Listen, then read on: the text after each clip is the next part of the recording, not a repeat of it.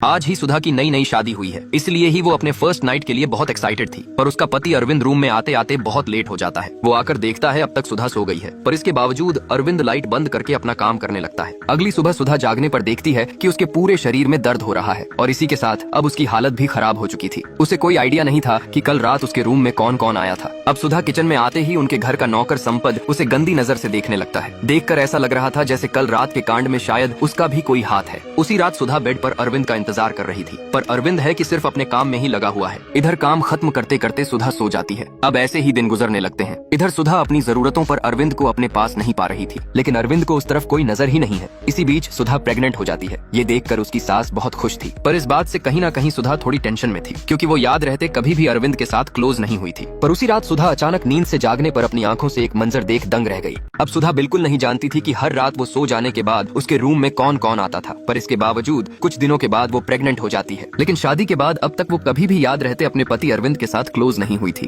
तो फिर आखिर वो प्रेग्नेंट हुई कैसे? यही सवाल उसे अंदर ही अंदर खा रही थी। पर एक रात जब सुधा अचानक नींद से जागकर पानी पीने नीचे आती है, तब उसे बाजू वाले रूम से कुछ हलचल महसूस होता है। वो वहाँ जाकर देखती है कि अंदर उसका पति और उनका नौकर संपद कोई अजीब कार्य कर रहे हैं। तभी वहाँ अरविंद आकर उससे कहता है, मुझे लड़कियों में कोई भी दिलचस्पी नहीं है, यहाँ तक कि मैंने तो अब तक तुम्हें कभी छुआ भी नहीं है। सुधा पूछती है, तो फिर मैं प्रेग्नेंट कैसे हुई? तभी वहाँ संपद चला आता है। उसे देख सुधा सोचती है शायद इसी ने ही कुछ किया होगा, पर तभी अरविंद कहता है, संपद ने कुछ नहीं किया। दरअसल मेरी माँ हर रात तुम्हारे दूध में नींद की दवा मिला देती थी और फिर तुम्हारे सो जाने के बाद रूम में मेरा बाप आता था। उसके पेट में अपने ससुर का बच्चा है। ये सोचकर ही सुधा अगले दिन अबॉर्शन करने के लिए अस्पताल चली जाती है, पर वहाँ से लौटने के बाद भी उसके सास ससुर उसे ही दोष देने लगते हैं। तो अब सुधा को पता चल चुका था कि उसका पति अरविंद असल में एक गे है, और अब पकड़े जाने के बाद अरविंद उससे कहता है, मुझे लड़कियों में नहीं बल्कि लड़कों में दिलचस्पी है। सुधा के पूछने पर वो ये भी कहता है कि तुम्हें प्रेग्नेंट करने वाला मैं नहीं, बल्कि हर रात मेरी माँ तुम्हारे दूध में नींद की दवा मिला देती थी और उसे पीकर तुम सो जाने के बाद रूम में मेरा बाप आकर ये सब करता था। अब ये सुनकर सुधा अगले ही दिन अबॉर्शन करने के लिए हॉस्पिटल पहुंच जाती है, पर वहाँ से लौटते ही उसके सास ससुर उल्टा उस पर ही भड़क जाते हैं। तभी सुधा कहती है, आप लोगों ने अपने बेटे की कमजोरियों को छुपाने के लिए मेरे साथ ऐसी घिनौनी हरकत की है, पर अब और नहीं। उतने में ही आदमी देख लेता है कि सुधा ने अबॉर्शन कर ली है, इसलिए अब वो दोनों मिलकर उसे मारने लगते हैं। अरविंद उन्हें रोकता है तो वो दोनों उसे भी पीटते हैं। थोड़ी देर बाद सुधा वहाँ से जाते वक्त वो लोग उसे वापस से रोकते हैं, पर इस बार वो अपने बैग से एक बंदूक निकालती है। दरअसल जब सुधा हॉस्पिटल में बैठी हुई थी, तब एक आदमी ने चुपके से उसके बैग में ये बंदूक डाल दिया था और अब इसी के जरिए ही वो उन्हें टपकाकर उस घर से निकल जाती है। कीर्ति और सुरेश की नई नई शादी हुई है। अरेंज मैरिज होने की वजह से दोनों ही एक दूसरे से पूरी तरह से अनजान थे। सुरेश कीर्ति से कहता है, क्या तुम ठीक हो? कीर्ति नहीं में सर हिलाती है। वो उससे कहती है, हम दोनों में प्यार बिल्कुल भी नहीं है, तो क्यों ना हम अपनी जिंदगी की शुरुआत दोस्ती से करें। सुरेश मान जाता है। अब कीर्ति और सुरेश दोनों एक ही घर में एक अच्छे दोस्त की तरह रहने लगे थे। अब धीरे धीरे वो दोनों ही एक दूसरे को समझ रहे थे। कीर्ति अपने लाइफ से जुड़ी हर छोटी बड़ी बातें सुरेश से शेयर करती है। सुरेश भी ध्यान से उसकी सारी बातें सुनता है और कीर्ति के दर्द भरे दिनों में सुरेश पूरा पूरा टाइम उसके पास मौजूद होता है। इसी के साथ अब दोनों में नजदीकियां भी बढ़ने लगी थी। एक दिन सुरेश के फोन में मेघना की कॉल आती है, पर सुरेश कीर्ति के सामने ही स्पीकर पे मेघना से बात करता है, जिससे अब सुरेश कीर्ति के विश्वास को भी जीत लेता है। अब मन ही मन दोनों एक दूसरे को पसंद करने लगे थे। एक रात कीर्ति सुरेश से कहती है कि वो उसे चाहने लगी है और वो उससे शादी करना चाहता है। सुरेश मान जाता है और फिर वो दोनों दोबारा से अपनी सारी शादी की रस्में पूरी करते हैं। अचानक प्रिया को पता चला कि वो एग्जाम रूम में गलती से अपनी फोन ले आई है। इसके अंजाम को सोचकर ही प्रिया मन ही मन डर रही थी। थोड़े ही टाइम में सभी स्टूडेंट्स की तलाशी ली जाती है। इधर प्रिया की बारी आने पर पीछे बैठा राजू उठकर कहता है, सर ये बैग मेरा है। मैडम कहती है, नहीं सर ये बैग तो इस लड़की का है। तभी उस फोन को खोला जाता है जिसमें राजू का ही फोटो लगा हुआ था। असल में अब तक राजू को भी पता नहीं था कि प्रिया उससे प्यार करती है। इन दोनों का प्यार कुछ दिन पहले एक डस्टर से शुरू हुआ था। प्रिया नई नई कॉलेज आने पर टीचर उसे एक डस्टर देकर कहती है, ये इस क्लास का डस्टर है, कोई मांगने आए तो देना मत। थोड़ी देर बाद राजू डस्टर मांगने आता है। वो बहुत प्यार से प्रिया से डस्टर के बारे में पूछता है, पर प्रिया उसे अपने कॉपी में छुपाकर राजू से मना कर देती है। ये सुनकर राजू वहाँ से जाते वक्त दोबारा मुड़कर देखता है कि प्रिया डस्टर को अपने डेस्क में छुपा रही है। अब राजू उससे डस्टर लेकर चला जाता है, पर टीचर आकर बेचारी प्रिया को ही डांटने लगती है। एक डस्टर की वजह से इतना कांड हो जाएगा राजू ने कभी सोचा भी नहीं था।